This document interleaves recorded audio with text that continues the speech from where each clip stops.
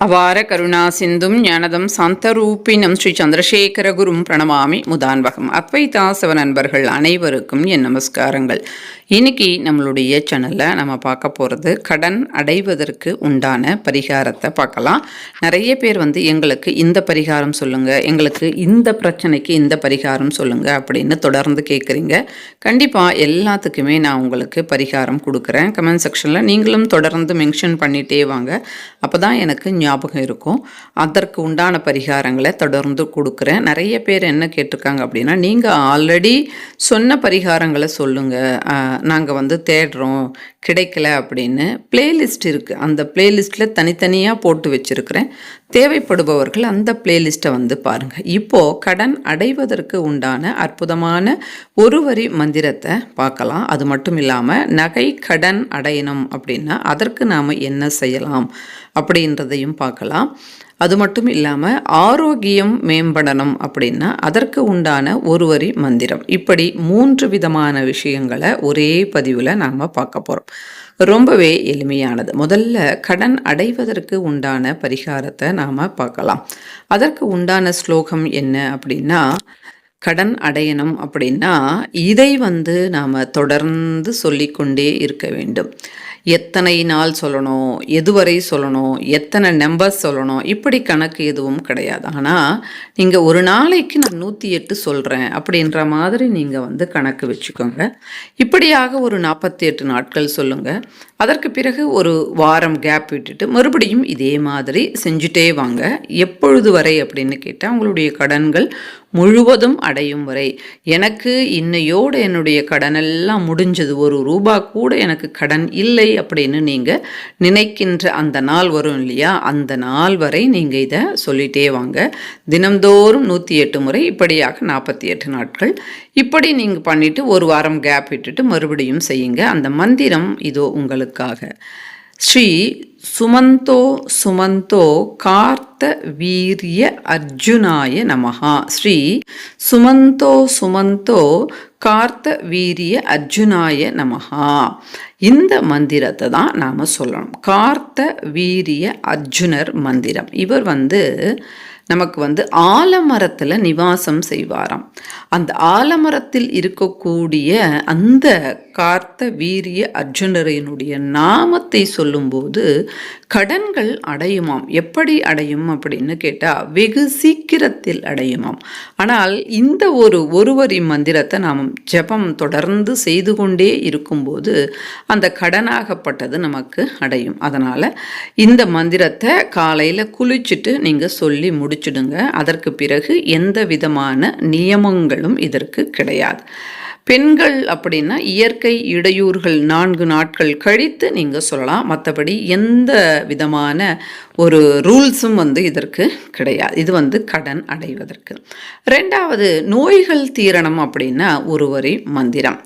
என்ன அப்படின்னு கேட்டால், இதை உங்களுக்கு இப்போ ஒரு கால் வலி வந்திருக்கு, அல்லது ஒரு இடத்துல கை வலி வருது, அல்லது தலைவலி எடுக்குது. இந்த மாதிரி இப்போ நீங்கள் பஸ்ஸில் போகிறீங்க, தாங்க முடியாத தலைவலி, தாங்க முடியாத கால் வலி, தாங்க முடியாத வயிறு வலி, இப்படி இருக்கும்போது அந்த இடத்துல நம்முடைய வலது கையை வச்சுட்டு, அதாவது உள்ளங்கையை நாம் கை அப்படியே அந்த உள்ளங்கை 5 விரல்கள் எல்லாம் சேர்ந்தது தானே கை, அதை வச்சு இந்த மந்திரத்தை நாம் சொல்லலாம்.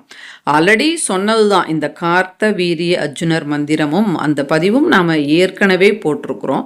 இப்போ இதையும் நாம் போட்டிருக்கிறோம். இந்த மருந்து, அதாவது நம்முடைய உடல் பிணிகள் குணமாவதற்கு ரொம்ப அற்புதமாக உடனுக்குடனே வேலை செய்யும். அதை நாம் உணர முடியும் அப்பொழுதே. அதற்கு முன்பாக இருந்த நிலை, அந்த மந்திரம் சொன்ன பிறகு நம்முடைய நிலை, அது நம்மால் அப்படியே விசிபிளாக லைவாக நம்மால் உணர முடியும். அந்த அளவுக்கு அற்புதமான ஒரு மந்திரம் தான் அது. அந்த மந்திரம் க்ரீம் அச்சுதா அனந்தா கோவிந்தா, எல்லாமே கோவிந்தரினுடைய நாமங்கள் தான். முன்னாடி ஒரு பீஜ அக்ஷரம், அந்த அக்ஷரம் க்ரீம், க்ரீம் அச்சுதா அனந்தா கோவிந்தா. இந்த நாமங்கள் தனித்தனியாக இருப்பதை விட இவற்றையெல்லாம் ஒரு பீஜ அக்ஷரத்தோடு இந்த நாமங்களினுடைய அந்த காம்பினேஷனை ஒன்றா சேர்க்கும்போது அது அப்படி வேலை செய்யும்.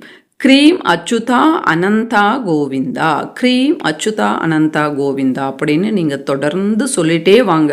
உடனே அந்த வலி வந்து நிவாரணம் ஆவதை நம்மால் அப்படியே பார்க்க முடியும். இது வந்து அந்த நமக்கு ஏதாவது பிரச்சனை அப்படின்னா இதை வந்து உடனே நாம் வந்து சொல்லலாம். இப்போ வந்து உங்களுக்கு சளி வந்துடுச்சு அப்படின்னா உடனே இதை சொல்லுங்களேன்.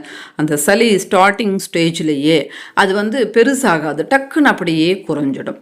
அடுத்து வந்து நகை கடன் அடையணும் அப்படின்னா இதை வந்து நாம் சொல்லலாம். என்ன பண்ணணும் அப்படின்னா தினம்தோறும் காலையில் தூங்கி எழுந்த உடனே பல் துலக்கணும், குளிக்கணும், இப்படிலாம் எதுவுமே கிடையாது.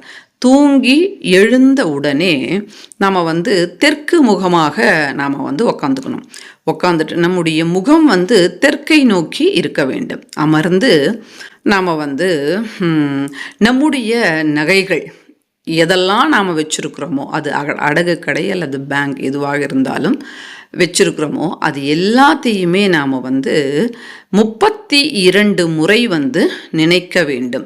அப்படி நினைக்கும்போது ஓம் நமச்சிவாயா அப்படின்னு சொல்லிட்டே நாம் வந்து அந்த நகைகள், இப்போ வந்து உங்கள் கம்மல் நீங்கள் வச்சுருக்கிறீங்க அப்படின்னா அந்த கம்மலை உங்களுடைய மனக்கண் முன் வர வச்சு ஓம் நமச்சிவாய ஓம் நமச்சிவாய அந்த கம்மலை வந்து 32 முறை அப்படியே நீங்கள் விசிபிளாக பார்க்கணும். 32 முறை நீங்கள் விசிபிளாக பார்க்கணும். அந்த மந்திரம் ஓம் நமச்சிவாய அப்படின்றதையும் நீங்கள் சொல்லணும். தெற்கு நோக்கி வந்து சொல்லணும். அவ்வளவுதான். இந்த மாதிரி சொல்லி பாருங்க, நிச்சயமாக நகைகள் வந்து வீட்டுக்கு வரும். இது எப்படிங்க ஒர்க் அவுட் ஆகும்? இப்போ நான் சொன்னேன் இல்லையா, க்ரீம் அச்சுதா அனந்தா கோவிந்தா 3மே பெருமாளின் நாமங்கள். நிறைய நாமங்கள் இருந்த போதிலும் இந்த 3 நாமத்தினுடைய காம்பினேஷனோடு ஒரு பீஜ அக்ஷரம் சேரும்போது அது அவ்வளவு அற்புதமாக வேலை செய்யும். கார்த்தவீரிய அர்ஜுனர் ஆலமரத்தில் இருப்பார், அவரை வேண்டும் போது நடக்கும்னு.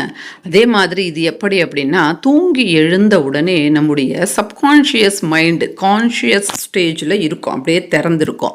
நம்ம கூட கனவு வந்தால் இந்த கனவு எனக்கு ஞாபகமே வரலை அப்படின்னு சொல்லுவோம். இந்த கனவு எனக்கு நல்ல ஞாபகம் இருக்குது அப்படின்னு சொல்லுவோம். அது என்ன காரணம் அப்படின்னா கான்ஷியஸ் மற்றும் சப்கான்ஷியஸ் மைண்டு இருக்குது. அப்போ தூங்கி எழுந்த உடனே அந்த சப்கான்ஷியஸ் மைண்டு வந்து அப்படியே இருக்கும். ஒரு 5 நிமிடம் வரை அது அப்படியே இருக்கும்.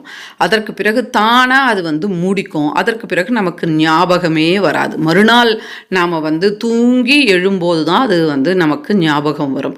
அந்த சப்கான்ஷியஸ் மைண்டு ஓப்பனில் இருக்கும்போதே நாம் அந்த நகைகளை வந்து நினச்சி அந்த நாமத்தை சொல்லி 32 முறை விசிபிளாக அந்த நகையை வந்து நாம் பார்க்கும்போது அந்த 5 நிமிஷம் முடிஞ்சிடுமா நாம் இதெல்லாம் சொல்லும்போது அந்த சப்கான்ஷியஸ் மைண்டு வந்து இது எல்லாத்தையும் அது வந்து உள்வாங்கிக்கும்.